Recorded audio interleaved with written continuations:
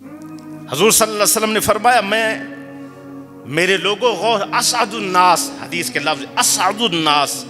الف سین دال نہیں ہے، الف سین عین دال، اسعد الناس یعنی غور سے سنو لوگو۔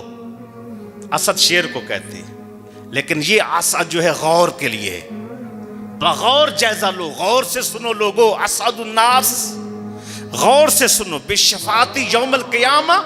قیامت کے دن میری شفاعت کیسی ہوگی؟ حضور فرمانے لگے، من قال لا الہ الا اللہ خالصا من قلبہ او نفسہ، جس نے جان اور دل کے ساتھ کلمہ پڑھ لیا، میں اس کی شفاعت کر کے اس کو جنت لے جاؤں گا۔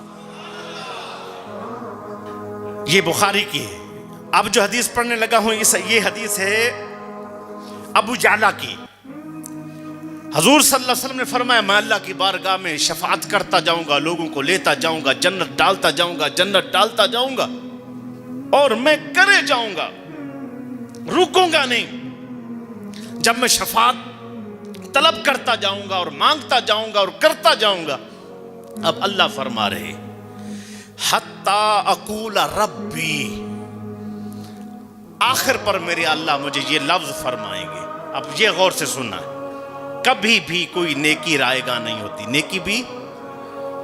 ایک بار کا کلمہ پڑھا بھی رائے گا نہیں ہے۔ جو تم نے ایک بار زندگی میں کلمہ پڑھ لیا، لا الہ الا اللہ محمد، نیکیاں کرو، بڑھو، اللہ کے راستے پر بڑھو، بڑی بات ہے۔ وہ نیکیاں انسان کی اللہ سے سلو کرا دیتی ہیں، یہ بڑی بات ہے۔ لیکن یہ کلمہ بہت بڑی چیز ہے۔ جس نے من قال لا الہ الا اللہ، جس نے صرف اللہ، میرے آقا فرما رہے ہیں، اللہ نے مجھے فرمایا، میرے رب فرما رہے ہیں حتی اقول ربی، میرے رب نے مجھے فرمایا حبیب اب میں آپ کو فرما رہا ہوں، کہہ رہا ہوں، شفعنی فی من قال لا الہ الا اللہ محمد رسول اللہ، شفعنی فی من قال لا الہ الا اللہ۔ آپ ہر اس بندے کو جہنم سے نکال کے شفاعت فرما کے جنت میں لے جائیں جس نے زندگی میں صرف ایک دفعہ لا الہ الا اللہ پڑھا۔ اس سے مراد یہ ہے کہ جو لوگ اپنے آپ کو مرزائی بنا لیتے، اس سے مراد جو لوگ اپنا کلمہ کی حفاظت نہیں کرتے،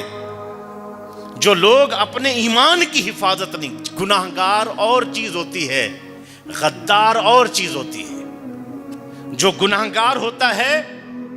وہ بے عمل ہوتا ہے، لیکن کبھی نبی سے مقابلہ نہیں کرتا، کبھی ختم نبوت سے کھیلتا نہیں ہے، کبھی گناہ پر مصر تو ہے، گناہ تو کر رہا ہے، لیکن یہ نہیں کہتا کہ یہ گناہ قرآن میں ثابت ہے اور حدیث سے ثابت ہے، نہیں، وہ زنا کر کے بھی کہتا ہے میں گناہگار ہوں، نماز چھوڑ کر بھی کہتا ہے اللہ مجھے توفیق دے گا، ایک دن میں پڑھ لوں گا، جوا اور شراب دیکھ کر بھی کہتا ہے ٹھیک ہے کہ آج مجھ میں یہ گناہ موجود ہیں، یہ غلط کام ہے، لیکن ایک دن میں یہ ساری چیزیں چھوڑ لوں گا اور یہ غلط کام ہے، یہ کہتا رہتا ہے اور کلمہ پڑھ رکھا ہے، ایک دن اس کو توبہ کی بھی توفیق ہو جانی ہے۔ اگر وہ اس حالت پہ بھی مر گیا،